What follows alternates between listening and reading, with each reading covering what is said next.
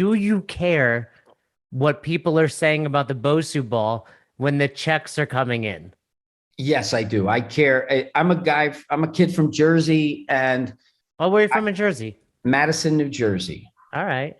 It's my baby's name, Madison. Yeah. Oh, cool. Well, Madison, New Jersey was sort of, when I was coming up, it was really known as a tough, principally Italian town.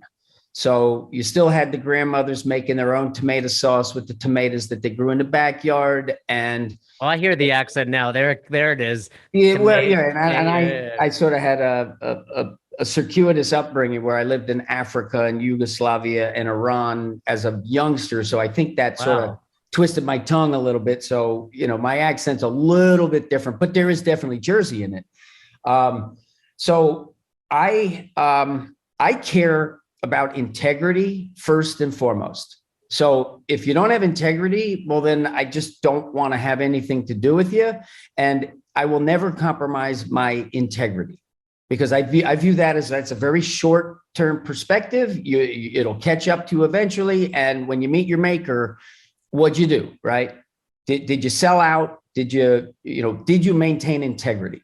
And the bosu ball is just a tool. Okay, so you can use a hammer to pound a screw into the wall, and you can use a hammer to pound a nail into the wall. And you could argue that the second way is a better way to use that tool.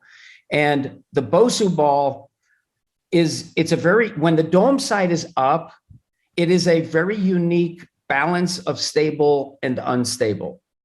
So the device itself is 100% stable, but it has this inflatable dome that will sort of undulate and move slightly under your feet that creates that instability. But it's an elastic. And with elastics, we have this unique quality. The training stimulus from elastics is a force acceleration multiplier. So if you think of a slingshot where you're stretching an elastic, a bosu ball is just the converse where you're compressing the elastic.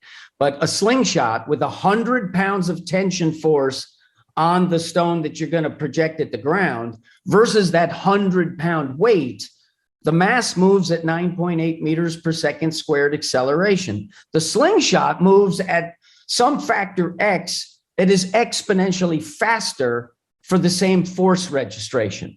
Okay. And what that does to the nervous system, especially when you take elastics to the limit force so that it's all you can muster, is now you're getting this almost like a current stimulating the nervous system to produce that amount of force.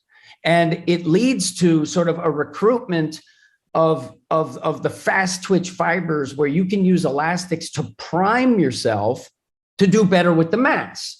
So if you do an incredible elastic tension for like a 1, 2, 2, drop it. Now, when you go to hit the bar, it's like, oh, I'm charged and I'm not exhausted in any way, shape, or form. And so with the bosu ball, what we do with the bosu ball primarily for strength enhancement, to enhance the lifts with mass and to charge the nervous system to be faster as a runner, as a jumper, as an athlete, is we compress the bosu ball.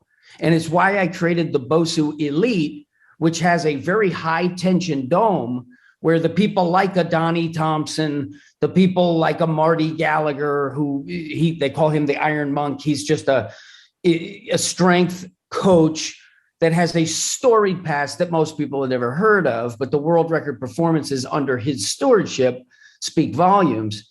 So when you compress this Bosu ball and you give it all that you have, it's fighting back against you faster than what something else will. And it's a center line strength.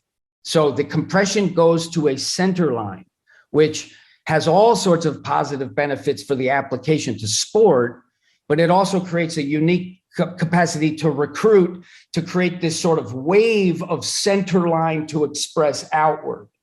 And so if you think of breaking the bar type of a thing, it's sort of that similar dynamic where it's coming from the outside strong to the inside long, expressed through the hands and expressed through the feet.